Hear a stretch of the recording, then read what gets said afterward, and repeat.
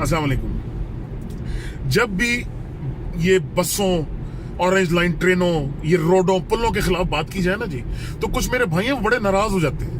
फिर वो दूसरों को गुमराह भी करते हैं। वो कहते हैं भाई ये लोग तरक्की के खिलाफ हैं, ये तरक्की नहीं होने दे रहे।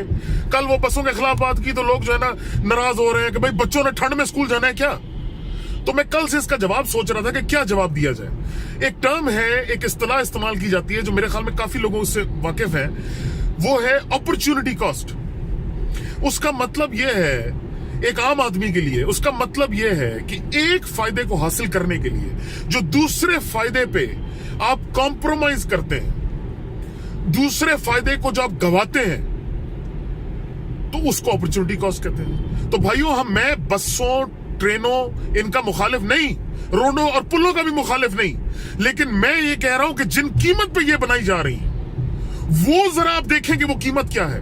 वो कीमत है तालीम, वो कीमत है सेहत, वो कीमत है इंसाफ। अगर बच्चा गरम बस में, हीटर लगी हुई बस में स्कूल जाए, लेकिन अगर उधर उस्ताद नालायक हो, सिफारशी हो, स्कूल आता ही ना हो, तो याद रखें हमारी नस्लें तबाह होंगी। अगर एक गरीब बीमार अस्पताल अच्छी बस और अच्छी ट्रेन में बैठ के जाए, लेकिन अगर उधर डॉक्टर मुयस्सर ना हो, हैं जी, दवाई मुयस्सर ना हो, मशीनें खराब पड़ी हो, तो फिर भी हमारी नस्लें तबाह होंगी। भाइयों, मैं सिर्फ गुजारिश ये कर रहा हूं, तरक्की के हम खिलाफ नहीं है, लेकिन समझें कि तरक्की क्या है।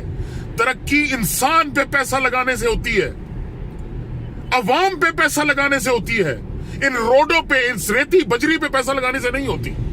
तो मेरा इख्तिलाफ सिर्फ और सिर्फ यह है और कुछ भी नहीं।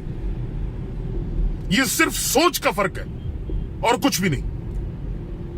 अल्लाह हमें हिदायत दे और असल अपने जो मसाइल है हमको समझने की हिम्मत दे।